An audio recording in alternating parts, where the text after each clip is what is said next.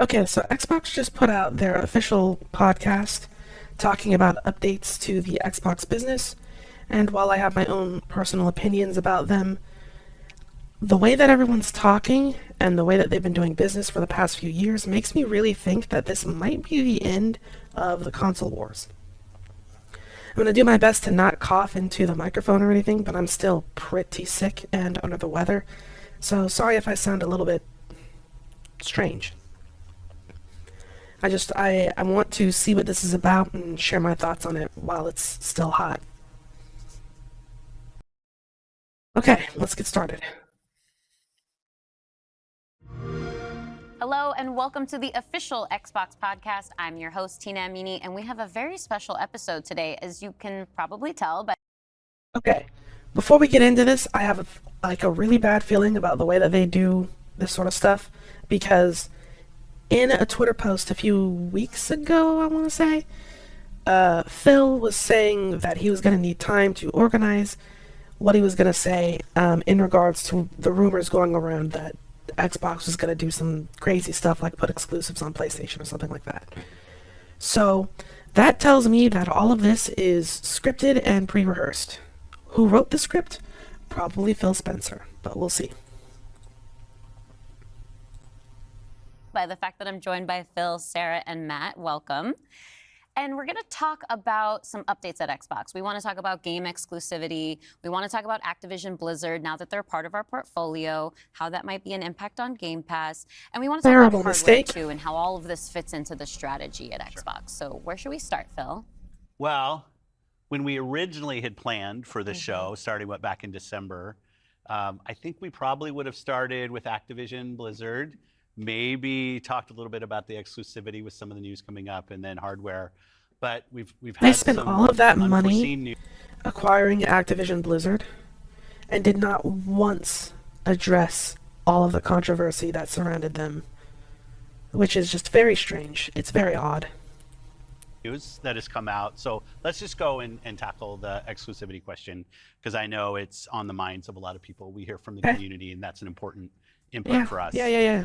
So we made the decision that we're going to take 4 games to the other consoles, just 4 games, not a change to our kind of fundamental exclusive strategy. Why only 4? We're making these decisions for some specific reasons. We make every decision really. That's a very arbitrary number. Xbox in mind. And long-term health of Xbox means a growing platform, our games performing, building the best platform for creators, reaching as many players as we can. We're always looking to learn as a leadership team and to grow. And we think this is an interesting point in time for us to use what some of the other platforms have right now to help grow our franchises. So we're going to do that. So a part of growing your platform is to send your games to other platforms? So here's the thing with the Xbox, right? And I'll just jump right into it. They shot themselves in the foot.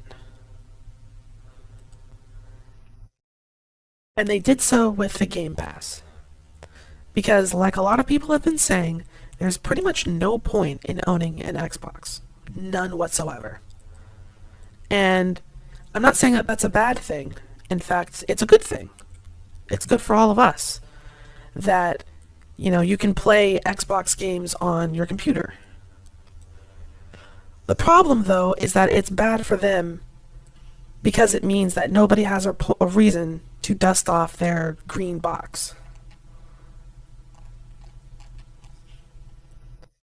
So, the moment that they did the whole Game Pass thing, it gave players access to tons and tons and tons of games. And they were able to play those games on their Xbox, which most of them don't. They play them on their computer. And that's just the truth of it. Titles. So by adding more games to other platforms just gives people less reason to buy an Xbox.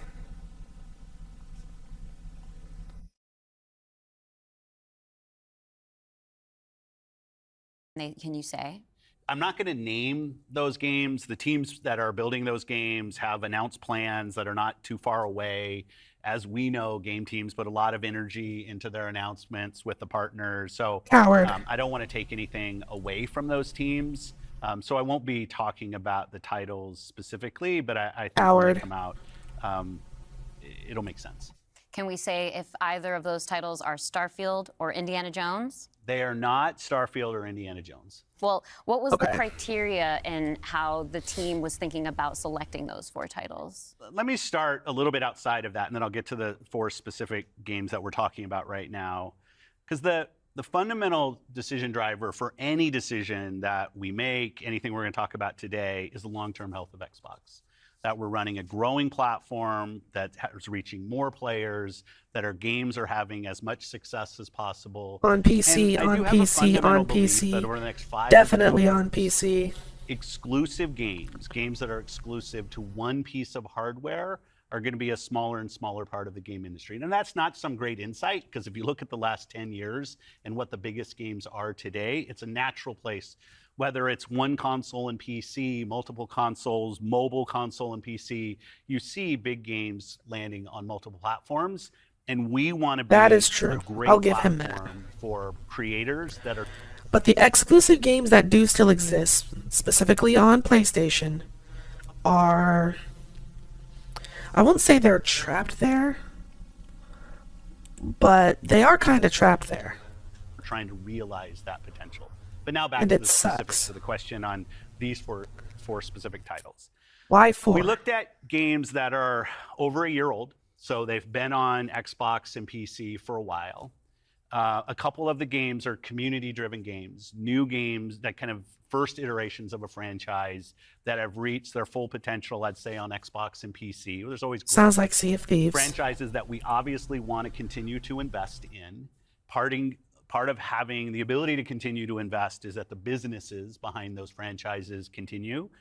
We think it's important that these service-based games that have communities behind them, that they can have confidence that they're going to exist in the future. So 2 of them, Service-based. kind of community-driven Live service that games will end up on other that are a year platforms and give old us the ability to continue on to invest in Xbox them. and I on think that's great PC. for the business and great for the communities, more players to play with. I'd say 2 of the other games are smaller games that were never really meant to be built as kind of platform exclusives and all the fanfare that goes around that, but games that our teams really wanted to go build, that we love supporting creative endeavors across our studios regardless of size. And as they've realized their full potential on Xbox and PC, we see an opportunity to utilize the other platforms as a place to just drive more business value out of those games, allowing us to invest in maybe future iterations of those, so sequels to those, or just other games like that in our portfolio. He's so defeated. And when we don't damage Xbox and we can grow our business using what other platforms have and to help us with that, we're going to do that. And that's really the story behind these 4 games. And last thing I'll say, looking forward, Xbox I needs think to do what Sega there did is an interesting story for us and just of get out of consoles introducing Xbox and just go full franchises publishing. to players on other platforms to get them more interested in Xbox. We think there's a Wait. What? Say that again. Hold on.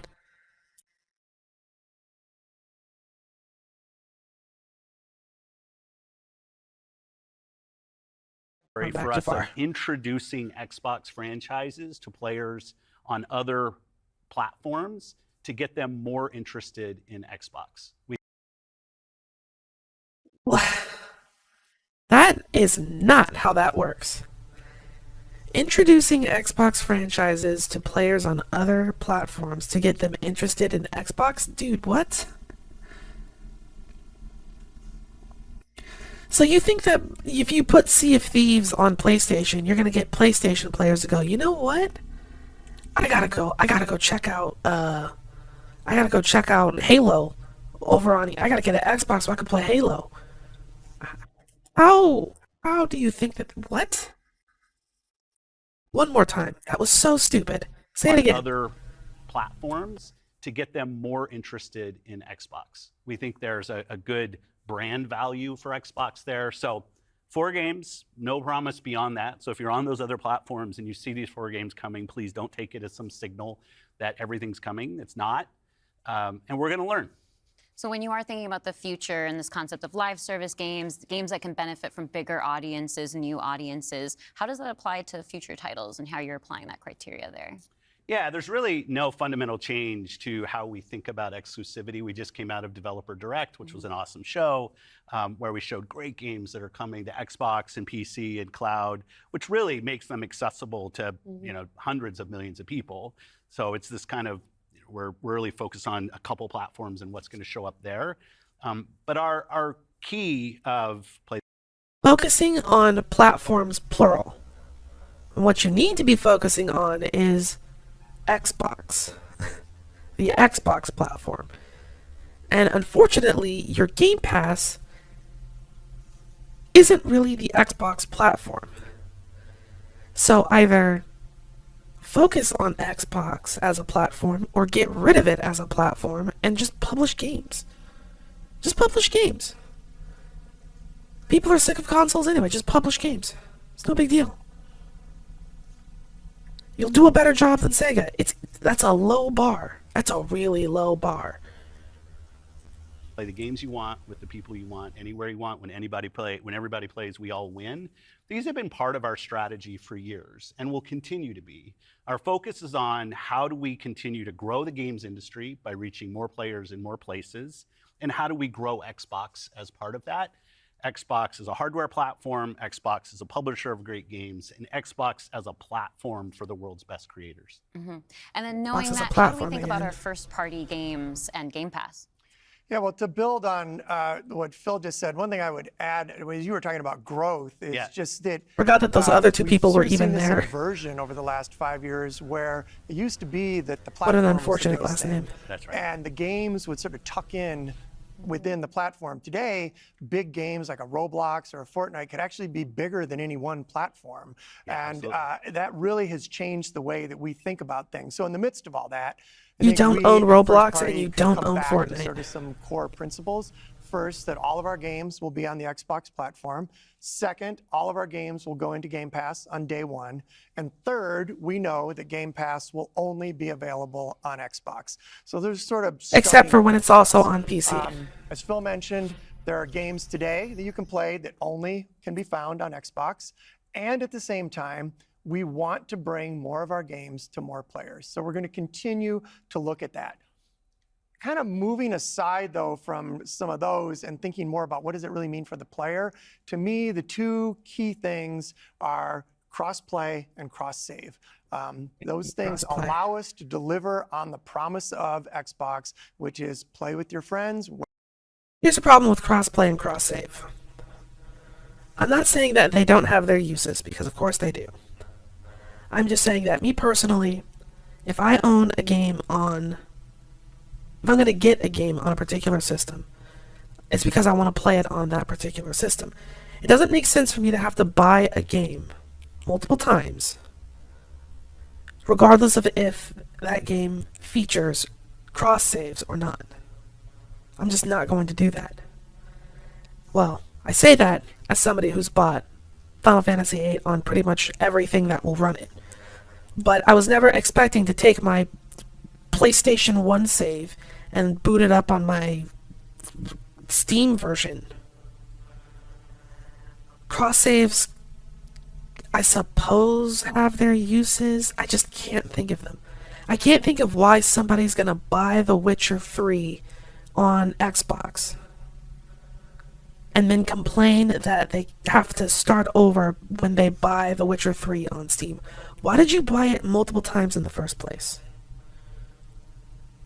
Just play it on one place. And then that brings me to cross-play. On paper, of course, being able to play the same game with people on different platforms is great. It's one of the things that I have to look up a lot, unfortunately, because everybody buys the same game on different systems and then wonder if they can play with each other, and the answer is usually no. So cross-play on paper is something that's very, very good, very, very welcomed. The problem comes in when nobody who works on modern games seems to understand network infrastructure.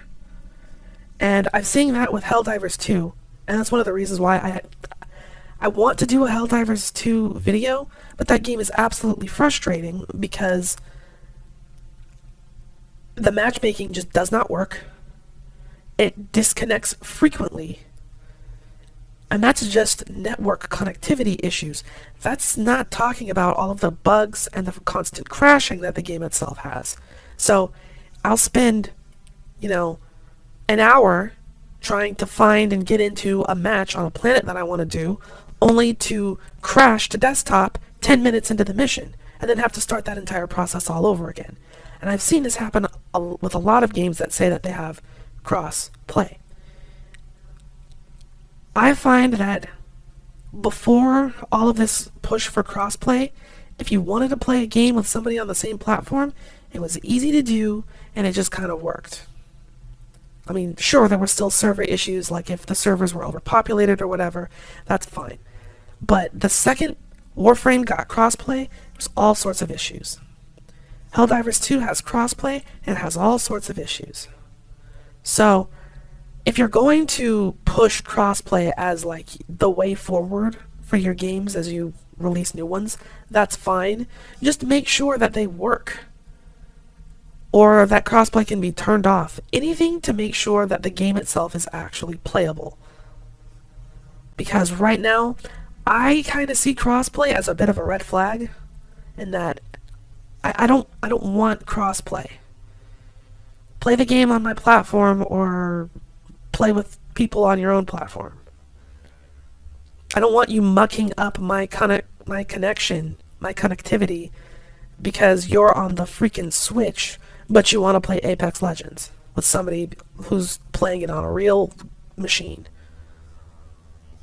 Anyway, onward.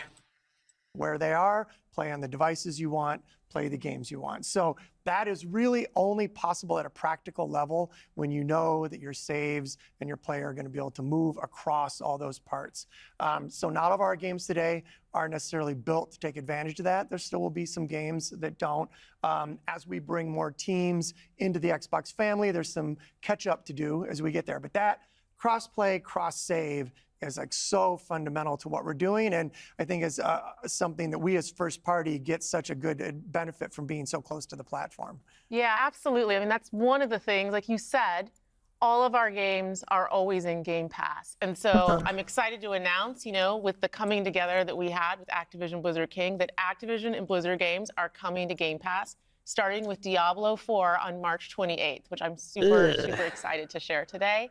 Yay. And it's all part of our commitment to make the Xbox experience and the games that we build as widely available as possible. So now the 34 million.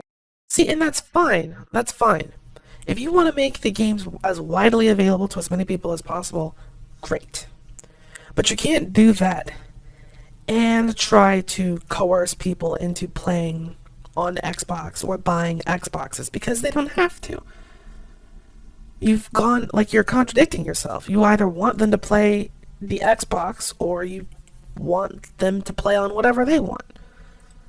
Game Pass members can all. There's no reason for Xbox to exist as a system.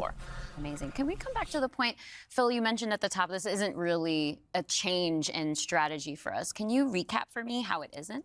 Yeah, and I thought both Matt and Sarah did a really nice job of talking about what we're doing on Xbox, where we're going. If you take a platform feature like Xbox Play Anywhere, I feel like he wrote that we've made on our first party games, all of the questions and what everyone was going to say across Xbox and Windows. I think we're the only platform that does this. That makes it possible for you not only to play with your friends wherever they are, but to know that you actually have multiple entitlements to the games. I think that's a technology I'd love to see applied to more platforms. This view. Run that back. You want what? Say that again? That makes it possible for you not only to play with your friends wherever they are, but to know that you actually have multiple entitlements to the games. I think that's a technology I'd love to see applied to more platforms. Multiple entitlements to the game. But it is this view that people are going to play Xbox in multiple places. Whether it's play the games you want with the people you want, anywhere you want, whether it's content, community, and cloud, whether it's when everybody plays, we all win. We've had different taglines, different strategy kind of words that we've used, but always with this view that Xbox is a platform for creators who want to reach the most players. Our investments in xCloud, our investments in franchises like Minecraft, The fuck and is now Call xCloud? of Duty, and other large franchises, so that we learn how to build those. This has been a strategy that we've been on for, I'd say, a decade. It's not about one device. It's not about games in service of a device, but rather the devices that people want to play on should be in service of making the games as big and popular as they possibly could be. Oh. Because really, a healthy creator community on Xbox, a healthy creator community in gaming all up, is the thing that all of us as game players should be voting for, because that's the thing that will lead to the best long-term success and growth. So in this you industry. don't care about And my understanding, Xbox? just from listening and learning from you three over the past few weeks, just understanding what's happening with Xbox, is that we see trends with player behavior where people are playing on multiple devices. That is the reality. And we have put some games out on multiple platforms before. So my understanding is that that's been good for players. How does that come back to the business with all of that in mind? Yeah, as you said, we have shipped games on other platforms. In fact, realistically, if you look with the addition of Activision and Blizzard and ZeniMax, we're one of the largest game publishers on PlayStation. We're one of the largest publishers on the Nintendo Switch, especially when Yeah, okay, come on. You're not about to count that because you've bought the companies that makes those games. So now you're retroactively the biggest publishers on other systems. Like, come on, that's kind of petty. Like, yeah, the fact that you bought those companies doesn't automatically remove it from from PlayStation's, but that.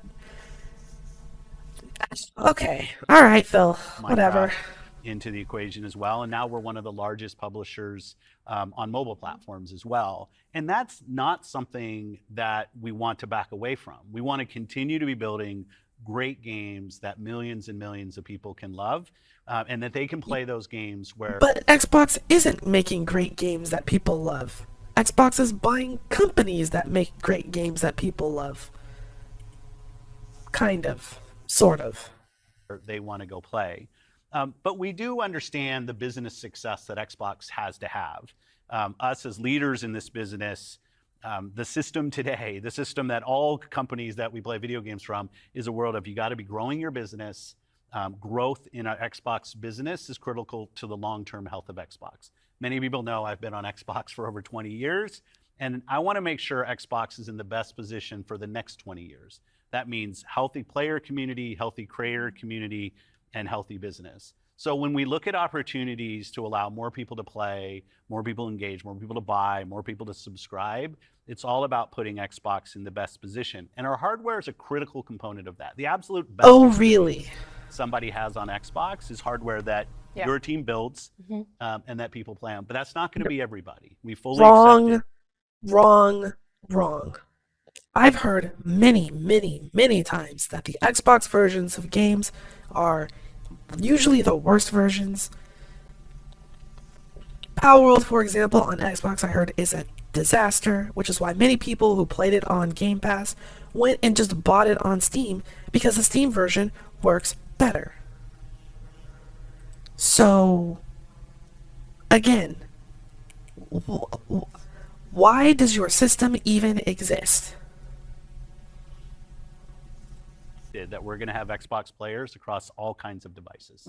So I think a lot of people think about 2023 as this incredible You year want for Xbox gaming, players and in a to lot of play. ways it was. There were Xbox some players play really Xbox amazing games on releases that I anything think we but all an enjoyed. Xbox. But what were the signals behind the scenes that maybe indicated how we wanted to look at the future of Xbox and how we kind of keep up with the industry? Yeah, such a good question. And I think it's, as people who care about the industry, which I assume is people who are watching this, it was an amazing year. Some great launches, some of the games that I think will stand the test of time Last and year people will be sucked. talking about a decade from now. No. But it's an industry that didn't really grow. And what happens when an industry doesn't grow? You end up Stagnates. with some job eliminations, which we had. We had even our own hard decisions to make about building a sustainable business for ourselves, but in no way were we alone in that. When you think about a healthy industry, I want players who believe Healthy that they will industry. find the best games on the platforms that they love. I want people who invest their careers in working here to feel like this is a place that they can be successful. And that really is down to being part of an industry that is growing. If you listen to Lisa Su, the AMD CEO, she'll say that AMD-powered consoles are likely to decline in 2024. I think there's an amazing set of games coming in 2024, but if we don't get to growing as an industry, the industry will struggle. And today there's really... So he's right about that the industry needs to grow, but there is a big difference between growing and inflating. And I think that right now, video games are suffering from extreme inflation and anti-growth. Like, I'm starting to see mistakes, and I'm like, this has been solved in video games in like the PlayStation 1 era. What the hell are you doing? It's basically impossible to look forward to a video game release at this point. And even when I find the will to do so, it's like, okay, well, I'm looking forward to this, but it's going to have this issue. And that might just be me being cynical, but after disappointment after disappointment, I'd either be cynical or I'd be stupid. I am not stupid. Two choices on how do you grow the industry. Do you say I have a fixed number of players, the players that we have today, and do I find new ways to monetize those players to get more money from the players that I have? Or do you think about how do I expand the business I have by finding new players and adding those to the base of players that already play? You can only do that so much. Our focus on Xbox for the last decade has really... And also, I'd say that even with the recent going-ons, video games are still like the biggest artistic medium worldwide. Like, video games earn more money than concerts, than music sales, than art galleries and shows and stuff. TV loses to video games. Movies lose to video games. So it's like we've kind of reached a limit to how much video games can like expand and get new players. Like, everybody who wants to play video games is playing video games. The question now is, how do we make more good video games that people are not going to regret spending their money on? The fact that games are starting to cost $70 is just... Honestly, if you buy a video game at $70, I do not think very highly of your intelligence. I'm just gonna throw that out there right now. Like, I can't tell you the last time I thought a video game was worth $60. So if you're going and paying $70 and possibly $100 in the future, then every bit of disappointment you get, had that coming to you. A bit on that latter point of how do we make sure Xbox is growing for our players, growing for our creators, so those people are finding success on our platform, which will grow the Xbox business and put Xbox in a position to be very strong for years and decades to come. Matt, earlier you were talking about these growing gaming communities, how they're incredibly large and comparable on such a different level when we think about console audiences. Like you mentioned Roblox, you mentioned Fortnite. So how are we're games you do not our own. responsibility, our hardware responsibility is supporting the growth of gaming communities. How has that actually shown up for the players? Are there other games we can speak to from our portfolio? Well, as Phil mentioned, I mean, two of the biggest ones for Probably us, Call years. of Duty and Minecraft. I mean, they are driven. Okay, Call of Duty is a community game? Are you daft? Yo. And also, Minecraft is primarily played on PC. Call of Duty and Minecraft. I thought for sure they were going to say something like Gears. And just from the bottom up by the communities of people that play those games, which is so great. I think about it, for the player community, it comes down to where are the friends, where are the people you play with, and then equally important is They're on where Steam. have you built up your library of games, right? On Steam, Where yeah. have you invested? Where's that library? I think those two things probably are some of the biggest influences on where people choose to play and what devices they choose Absolutely. to play. Yeah. When we think about, on the other side, the developer side, just any game developer wants their game to find the biggest audience possible. That's just the nature of building a game. You want people to enjoy and participate in what you've made. And I think Truth. we're in a unique position to deliver on that just because we are the platform. We build hardware. We've got could pull a in host Epic Games Games. group, and then we've got a system that ties that together, that brings together your friends, your progression, your achievements, all of that. And I think that's really what has contributed to the momentum behind some of these communities. Yeah, absolutely. I mean, when you look at, just step back and you look at the history of the industry, we've moved from a place where it used to be that someone built and launched a game to accelerate hardware to actually the things we do with our hardware and with our platform are all in service of making those games bigger. And we think about that across all of the investments we make, the consoles we build, the investments we do with things like crossplay, cross progression, the things that we're doing with cloud. How do we actually give more options to game creators so they can have the greatest success? To do that, you have to have the most powerful system. Simple. It's very simple, in fact. You have to have the most powerful system. If you want people to use your hardware to push their game instead of using games to push your hardware, then your hardware needs to be the best of the best. That's it. I think one of the fun recent examples about this is actually Power World. You know, Power World was able to launch, they were a game preview, they launched in Game Pass, they also simultaneously launched in Steam. And through the combination of those things, you know, Pocket Pair actually was said able the to S have word. this She said outsized Steam. success. I didn't think that she'd do And that. it was the largest third-party Game Pass launch ever. And that's all because we give creators options on how they can launch. And again, like I said, yeah, people played Power World on Game Pass, and then it was a mess, so they came and bought it on Steam, which made it even more popular. So they downloaded it on Game Pass, which I don't know if that counts as a sale or not for them, but they turned around and then bought it for real. They bought it for real, so they could actually own it for real on like a real platform, their Steam library. And yeah, of course that's going to make them look even better. So yeah, you have a big launch on Game Pass. That could be a strategy. I'm a genius.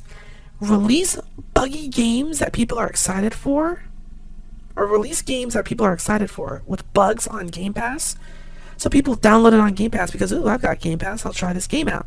And then when they realize that they're not having as good a time as on Steam, they go and they buy it on Steam. So that makes it look even better when you've got, oh, so many downloads off Game Pass and this many sales on Steam. I could be, hire me, Xbox. I'll help you. I'll help Launch you. their games, we've got subscription, we've got retail, we've I won't got help the free-to-play, we've players. got frame preview. This doesn't help the players. I want to make We have that our clear. That experience doesn't on help them, PC, but and it they will can help your access business. all of those things. And when we step back and we just look at the performance of our platform all up, we know it's working. We're at the Do highest you? level of users on console, the highest level of users on PC, the highest level of users on cloud ever. We have double-digit growth rate on PC and cloud, places where we're enabling creators. I didn't even know to Xbox new had cloud. players beyond the console ecosystem. And that's why we're leaning into it and doing more, because we see all those signals.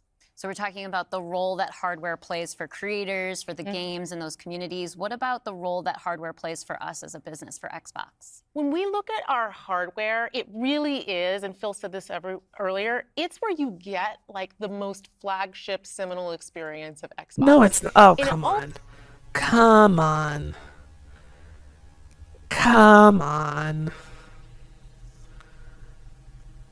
Look at his face. Look at Phil Spencer's face. Look at his face. He wants to believe that so bad. He wants to believe it. That's the face of somebody who just told a very blatant lie and is trying to like poker face as hard as he can until someone else has a reaction. That's that face right there.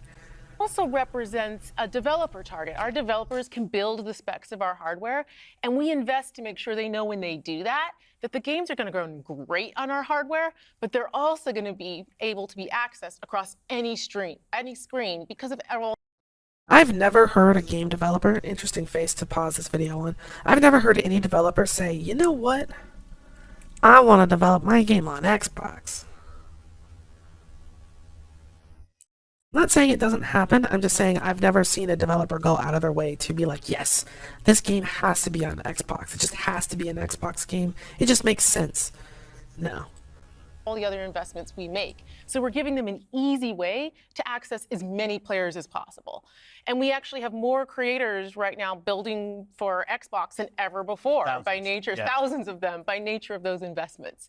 And we got more to come. There's some exciting stuff coming out in hardware that we're going to share this holiday. And we're also invested in the next generation roadmap. And what we're really focused on there is delivering the largest technical leap you will have ever seen in a hardware generation, which makes it better for players and better for creators and the visions that they're building. And then when we're talking about hardware too, there's these other considerations that are really important to our community, probably to each If one of ourselves Xbox were to as just well. make gaming When you PCs, talk about libraries, I think a wanna lot of dig in people on would be that down. A little bit more. You know, as we talk about cloud in the wider entertainment industry, there's conversations about streaming. How is that impacting how I own my content that I've invested in? So what can we this is a good say question, about our because stance there's a big around game preservation? game preservation one of the thing. Yeah, highlights that's a good for question. me of being in this position was getting to stand on stage when we announced the back compat coming to Xbox One. Like, it was fantastic. People were reading the teleprompter before I could read it. I'm a slow reader, and just feeling the energy in the auditorium as we were saying that and online. You know, one of the cues I think us as being part of Microsoft take is looking at Windows and how Windows over decades has maintained software compatibility with things that are built on it. Like, I can still go back and play some of the games that I love playing on Windows from decades ago, and it will still run. And we try to bring that same view to consoles. It's harder in console because the line between what the hardware is and what the game is in consoles is traditionally, it's tighter, which makes compatibility, you end up doing these generational compatibilities that we've built. But I will say compatibility, the ability to not only play the games, but my saves are still there with our cloud save systems to try to keep I'm less the concerned services about up the as long as saves, we can so that people more can about the play, games. is a tenet of what we are as Xbox. It's at our foundation. And when we look at future hardware generations and what we're going to support. I will say that it is one of the most sad things when a game is basically completely erased from existence because there was no type of game preservation. Mistover, it happened with Mistover. It was happening with the Scott Pilgrim game, but that has a Steam release now. And The Last Remnant, I think, is still completely just gone. Like, you can't play The Last Remnant. I'll have to double check that. Nobody probably remembers what that is. But there was an RPG on the Xbox 360, a JRPG, that I never got to play, but really wanted to because everyone who played it said it was great. It was like Lost Odyssey, I want to say. And people were excited with the backwards compatibility because they thought that that meant that they could, play it. And if you have the disc, you can, but I don't think you can just go and download it. So, compatibility is something that they should definitely work on, because if they take all of their Xbox 360 games, and even some games from the Xbox, what do they call it? Those indie games. They had like an indie game store on Xbox 360 that had some actually pretty good stuff on it. Gosh. If they took those games and just made it where they were available on newer systems, I think that would be really cool. And it would guarantee that there's always a place that you can play those, and they wouldn't get lost to time. Making sure that we respect, which is the word I use, respect the investments that people have made in Xbox going forward is fundamental. And the fact that you get entitlements when you buy a game from us on both Windows and Xbox also means you have the ability to play that game across a multitude of devices, which I think furthers the compatibility of the games that you own.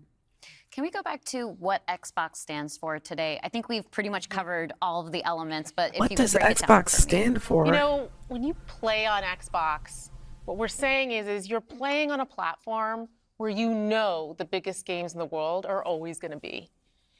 You're No. playing on a platform where you get to access Game Pass and all. Again, I know I'm a Final Fantasy fan and people are probably sick of hearing it, but the only Final Fantasy game that I think was ever on Xbox was the 13 trilogy, I want to say. And you can't talk about JRPGs without talking about Final Fantasy. So, yeah. You don't have a. I think if Xbox were to just get a killer in every genre, JRPG, Western RPG, action RPG, shooter, first person shooter and third person shooter, puzzle, adventure, sandbox game, then they would be fine. But they don't have any of that. All of the games from our incredible range of studios will always launch in Game Pass day one. And you're playing on a platform that's dedicated to you, like player-first features, cross-play, cross-save, cross-progression, backwards compatibility, being able to play your games in your library anywhere you want because of the investments that we make in cloud gaming. And so you're playing somewhere where you're investing and you know you get to take the games forward with you and across all of the screens where you are. And I think most importantly, Xbox is a place where you know when you're investing in Xbox, you're investing somewhere that is dedicated to making games more successful and creators more successful so that they can invest more to bring even better experiences to you. The amount of self-fluffing happening right just now that is investment in the unparalleled. studios is so, and we feel that as part of first party with the platform proximity. You know, it's kind of amazing now to look out across all the studios that we've got and just be reminded that we're now one of the biggest development organizations in the industry. What does that mean for players? It means that the biggest games are going to continue to come to Xbox. And this 2024, the year coming up, we've got more than 10 major releases coming up. Great stuff. Wow, Hellblade 10 2. games. We've got Diablo expansion. We've got Avowed, Ara, the Indiana Jones game. And there's more in development, which I think we're going to be able to share more about at our June showcase coming up pretty soon. Well, I guess I should get ready to work on that show. Well, thank you all for showing up on the podcast today, and we'll see the rest of you this June. Yeah. Thanks, Tina. Thank you. This is not going to satisfy a lot of Xbox fans. Not at all. I think that Genshin Impact is actually dying now, which is kind of crazy. Aspen, By the time I Aspen, play it, Aspen. it'll be dead. Aspen, shut up. Please. Anyway, yeah, this isn't going to satisfy Xbox fans. This isn't what they wanted to hear. There's a lot of debatable things that were said here, and this reeks of we don't think that there's a problem, so we're going to just stay the course. Or the plan hasn't failed yet, it just hasn't started working type of mentality. I don't think that... I think we're quickly approaching a world where Xbox consoles are not going to be a thing. I think you have maybe one more generation of Xbox consoles, possibly two. But after that, I think that that's it. And you'll just see their games on wherever. But let me know what you think down in the comments below. As always, thank you for watching. I'm going to go take some medicine and get some sleep.